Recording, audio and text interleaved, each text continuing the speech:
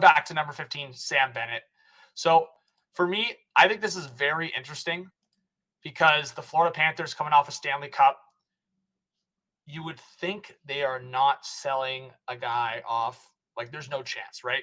But let's talk about Sam Bennett for a second. Let's talk about what Sam Bennett's done. Let's talk about what Sam Bennett's accomplished in his career. Sam Bennett, you're talking about top 5 NHL draft choice. What he did in the OHL, Ontario Hockey League, so junior in Canada.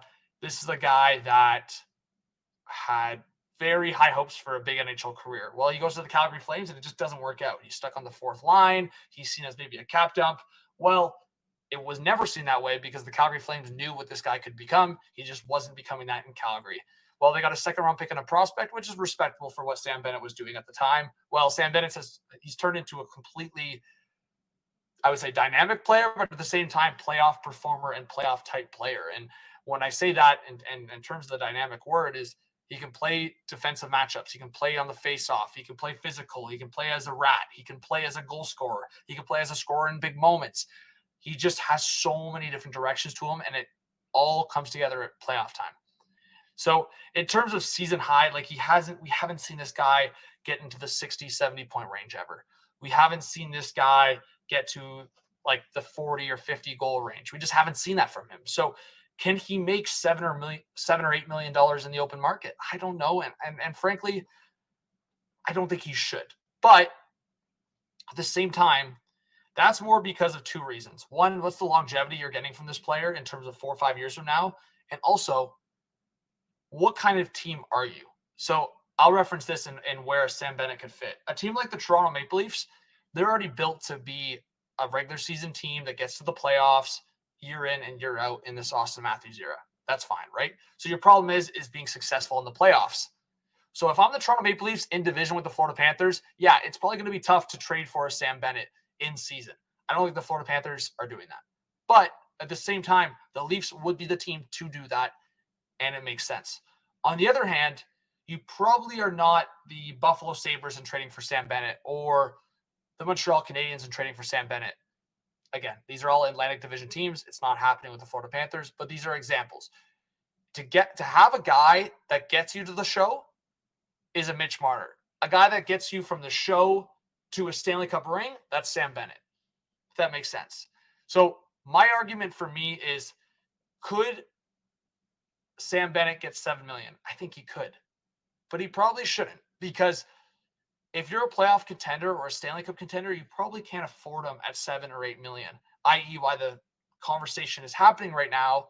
And I think Lyle is completely valid for having this conversation because the Florida Panthers likely cannot afford Sam Bennett going into the offseason. They likely can't. So there's 2 options for them. They either keep Sam Bennett as an own rental. And when I mean own rental is instead of going after a pending unrestricted free agent in the offseason, you just keep Sam Bennett. You're not giving away any assets, but you're understanding that you might lose Sam Bennett for nothing. In that case, you're actually losing less assets than had you traded a 1st-round pick for a pending unrestricted free agent like Sam Bennett is, and then you lose the player and you lose the 1st-round pick. In this case, maybe you just keep the player. You understand you're losing him in the offseason, and you don't have to give up assets. If you ask me, I think that's exactly what ends up happening. But I think it's a valid conversation for 2 reasons. Again, Sam Bennett, pending unrestricted free agent. And the second reason is Anton Lundell exists. The Florida Panthers have this young Finnish centerman named Anton Lundell, who was a great contributor for the Florida Panthers in their Stanley Cup run and has shown consistently to start his career that he can be a number 2 to Alexander Barkov at number 1 center for the Florida Panthers. So I'll probably make 3 team destination predictions for each player. If Sam Bennett was to get traded or moved, I would say 1 is the Toronto Maple Leafs in terms of the end of the year. Like maybe the Panthers trade his rights to the Leafs or the Leafs outright sign him. I can't see Sam Bennett getting traded to the Toronto Maple Leafs prior to the deadline. The Florida Panthers, that would come back to bite them potentially if the Leafs and Panthers play round 1 or round 2. Number 2, and I think this team has been very much on the rise. I think a team that could use a center, and it's the Minnesota Wild. I think the Wild have a player like this in Ryan Hartman. So my hot take would be, okay, well, if the Florida Panthers can't afford a Sam Bennett, Ryan Hartman's making about $4 million per year. He hasn't been great with the Wild this year. I could see a scenario where the Wild give maybe the Panthers a prospect or two, a draft pick or two, attach Ryan Hartman to that. Then in the Florida Panthers perspective, they have the Sam Bennett Walmart replacement in Ryan Hartman. No shit against Ryan Hartman, but Sam Bennett, Stanley Cup champion, has proven to be a consistent producer as well in the 40 to 50 point range, at least recently. So my perspective, I think that could be a mock trade for the Florida Panthers and Minnesota Wild. Ryan Hartman picks and prospects to the Florida Panthers, Sam Bennett to the Minnesota Wild, and the Wild coming out of those high cap hits on the buyouts for Zach Parise and Ryan Suter, because the way the buyout was structured, you have a couple of years here where there's higher numbers against the cap, where in the next couple of years, that number goes down, more cap flexibility for the Minnesota Wild, and then they can re-sign a guy like Sam Bennett long-term. And then all of a sudden, the Minnesota Wild have center depth in the likes of Eriksson Ek, Marco Rossi, and Sam Bennett. I think that is Stanley Cup pedigree right there in terms of center depth. So that's something to keep in mind, right? Beyond that, I think one team that would be really interesting beyond that, and again, I don't see it happening in terms of where they were just at, but the fit makes too much sense to me. And in terms of playing that Stanley Cup style hockey, if the Florida Panthers fall off here, or at least like don't feel like they're feeling as good as last year, again, this could really come back to bite them. But the Edmonton Oilers make so much sense here. And again, the Florida Panthers could actually get like a guy back under term. So whether it's a Nuge or a Jeff Skinner for secondary scoring, I think it could be a fit for both teams. But do the Florida Panthers want to do that? Because once upon a time, the Detroit Red Wings and Pittsburgh Penguins played in back-to-back Stanley Cup finals. And the most ironic part about that, and what I'm going to compare to this, the opposite happened of what I'm saying could happen, is Marian Hossa, and again, correct me if I'm wrong, but when the Detroit Red Wings won, Hossa was on the Penguins, then he switches over to the Red Wings, and then the Penguins win in the next Stanley Cup matchup. I believe that's what happened. But the Penguins and Red Wings played each other in back-to-back Stanley Cup finals in 2008 and 2009. How funny would it be if Sam Bennett was on the Florida Panthers that beat the Edmonton Oilers, and this year, prior to the deadline, gets traded to the Edmonton Oilers for assets and maybe a middle six guy in return, and then Sam Bennett wins a cup with the Edmonton Oilers? There's so many layers to how funny that is if that was to happen, because Sam Bennett drafted by their ultimate rivals in the Calgary Flames. So those are three teams I would keep an eye on for Sam Bennett. I do think that the Minnesota Wild probably make the most sense in terms of for the Florida Panthers' sake, but the Edmonton Oilers, what a pickup that would be. Number 14, Nazem Kadri. I'm going with the Leafs heavy here, but if Easton Cowan was included in a trade proposal, I think the Toronto Maple Leafs are in this. I think another team that's in this is definitely the Colorado Avalanche. If they see Kadri as the better fit as Casey Middlestat going to the playoffs, keep an eye on that conversation. And I would say, and again, this is more so about going closer to home, being closer to his family, but I'd be very, very curious about the Buffalo Sabres here. Again, he's got a no movement clause. I don't know if he wants to waive to the Sabres. Probably not. But again, Colorado probably makes the most sense there. But in terms of the Calgary Flames, in terms of trades in general, and I'll throw Rasmus Andersson into the mix here. If I'm the Calgary Flames, I'm looking at a defenseman named Bowen Byram with the Buffalo Sabres and going, hey, we have these two guys, Kadri and Rasmus Andersson. And for Rasmus Andersson, he's only got 2 years left on his contract. He'll need a big number.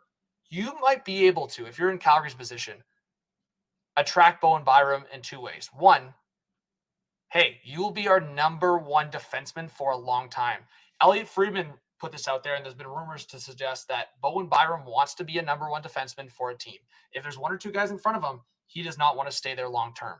And that's why those rumors were snipped in the butt for a little bit there with Vancouver. I can still see Bowen Byram being a target for the Vancouver Canucks. But with Calgary, the only other guy you would compete with if Rasmus Andersson was moved is Mackenzie Weegar. Outside of that, I truly think Bowen Byram would be the number one guy in Calgary. So if there's a trade with Kadri or Rasmus Andersson with the Buffalo Sabres being involved, I could see Bowen Byram going to Calgary. The two other teams, though, Colorado and Toronto. We'll rip through it quickly because I think the Sam Bennett one was so interesting that I think it was just an intriguing conversation to get deep into. Ryan Lindgren, I believe he's from Minnie, so just based on that, I'll go Minnesota. I think they could retain. Minnesota's got some depth defensemen, like maybe a John Harrell goes the other way. I think that one's an interesting one.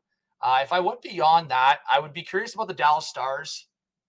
They haven't really loved the fit with Matt Dumba. So if they were trying to look for a different fit and they don't really care about the right shot, left shot situation, Ryan Lindgren being left shot, Matt Dumba being right shot, Dallas really needs more right shot defensemen. Lyubushkin has been whatever. I do think Ryan Lindgren could be a fit there.